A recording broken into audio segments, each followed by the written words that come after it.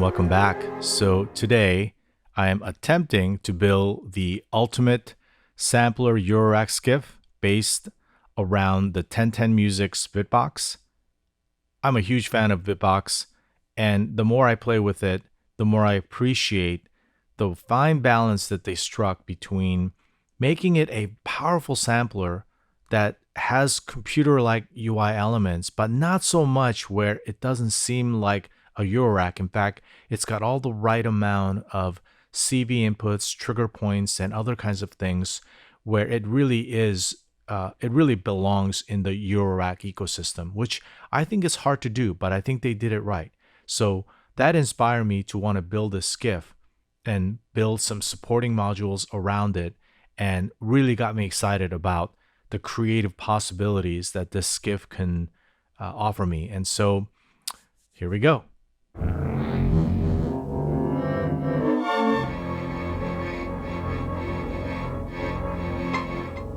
Okay, so this video is going to be presented in two parts. The first part is going to be focusing on the build and, generally the reasons why I picked the modules that I did, and hopefully it'll work well together. And the second part is going to be the actual patching itself and seeing how they sound and maybe make some adjustments and, general sandbox good times. So we'll see. Okay, so before I dive in, I just want to make a point that I'm not going to go into these 1U IntelliGel formatted modules too much in this video. They do play an important part in my minimalist skiff builds. However, for this particular video and future ones, I'm going to focus mostly on the 3U.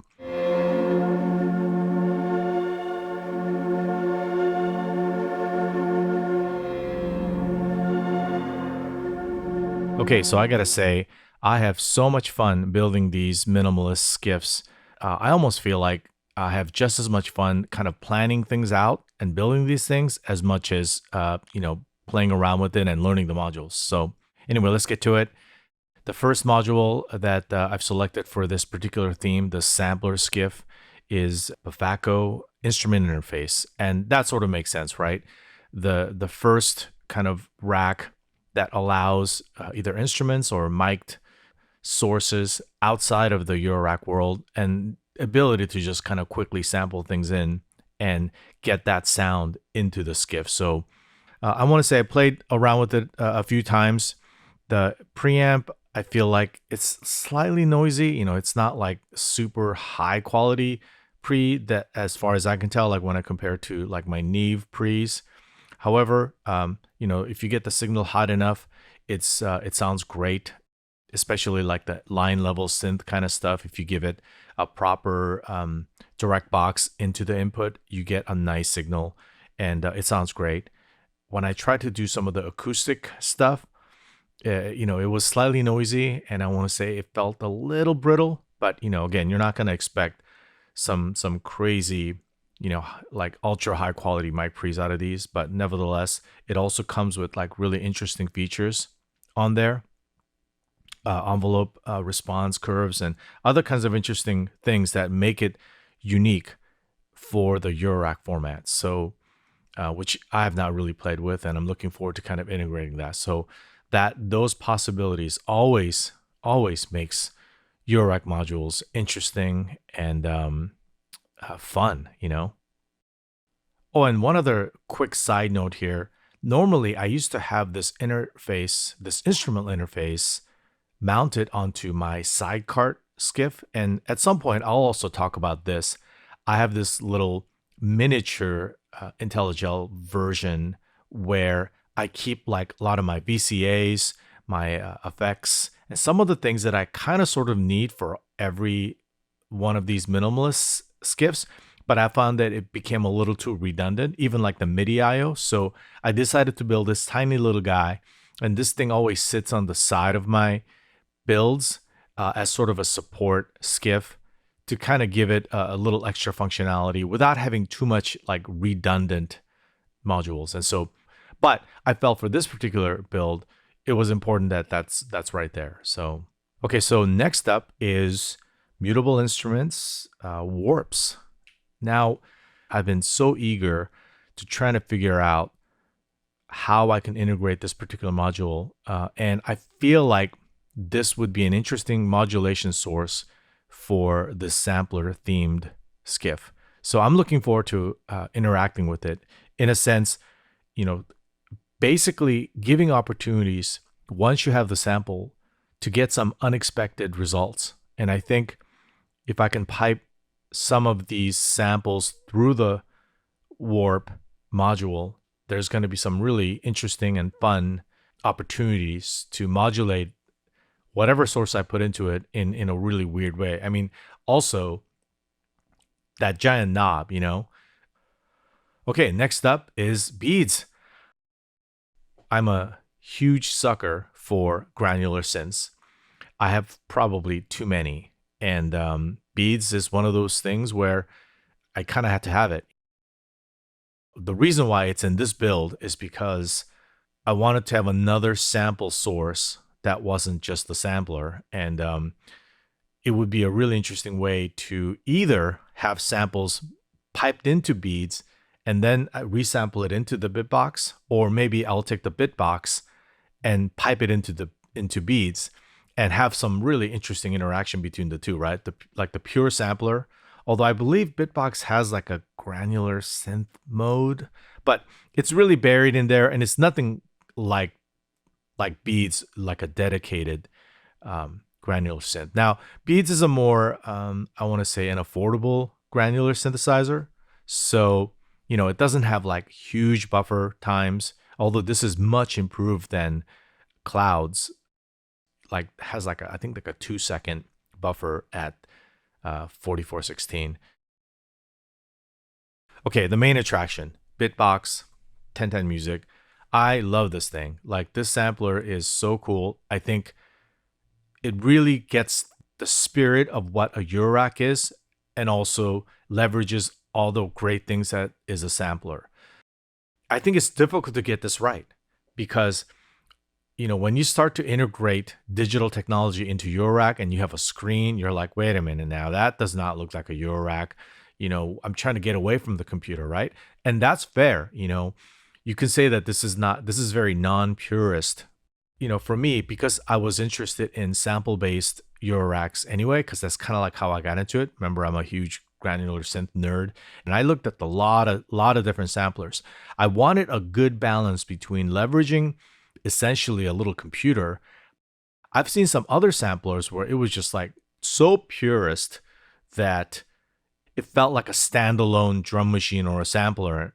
I hope you understand what I mean, because like I think Bitbox, the way you interact with it, and as I play with it and I got a little bit deep into it, I really appreciate that they split the different, like just the right balance of being computer-like, but not so much that it loses the spirit of it being a Eurorack.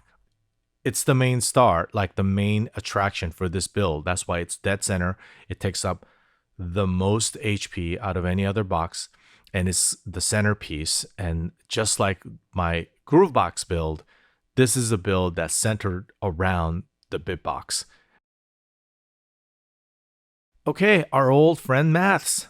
Now, I thought so much about this because there are a lot of racks that could have made this skiff list, and a lot of them got cut because of Maths. Look how huge Maths is. Doggone it, like, it made the cut for me because even though it's so wide, it seemed like the perfect function generator for this build. I didn't need like a Quadrax. I didn't need like a quad LFO. But what I needed was something that was really versatile to take my sample sources and modulate it in interesting ways, but also kind of be able to do a lot of other things. And so I was like, no, I can't put Maths in there. It's too large. It's too large. I want something else. But it made the cut, It's so useful still. I think it's a perfect accompaniment to be able to modulate, to envelope generate, and it's got the VCAs. So it can do a lot of things to make this modular skiff very powerful, I think. Okay, next up is Tides. This guy I'm super excited about. It's wider than I would like it, but it's got the kind of features that I needed. I could have put something else that was a little bit narrower and a little more specific, but I think I wanted more depth so that once the sample sources are in, I can make it really shine by putting it through a modulator like Tides and see what it can do, right?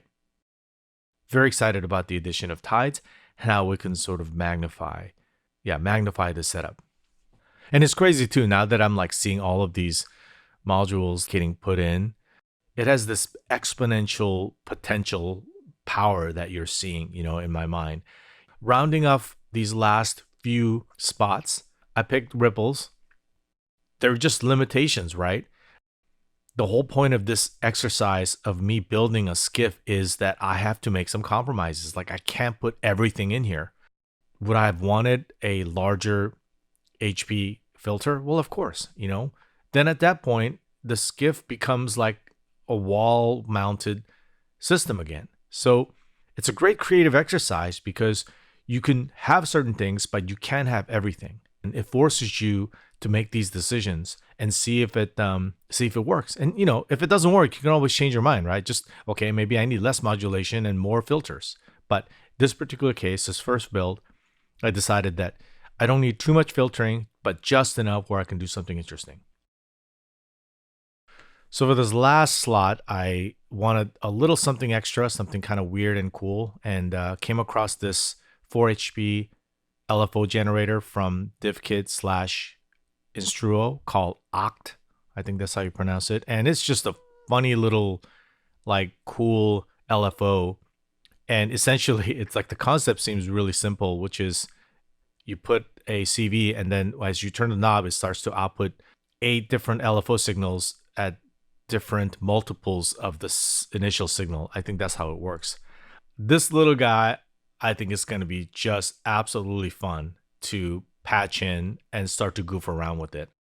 I'm super excited about this build. There's going to be, most likely there's going to be some changes and tweaking and goofing around.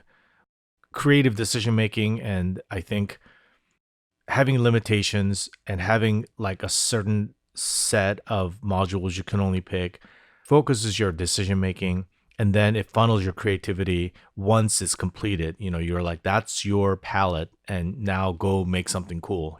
So let's fire this up and see what it can do.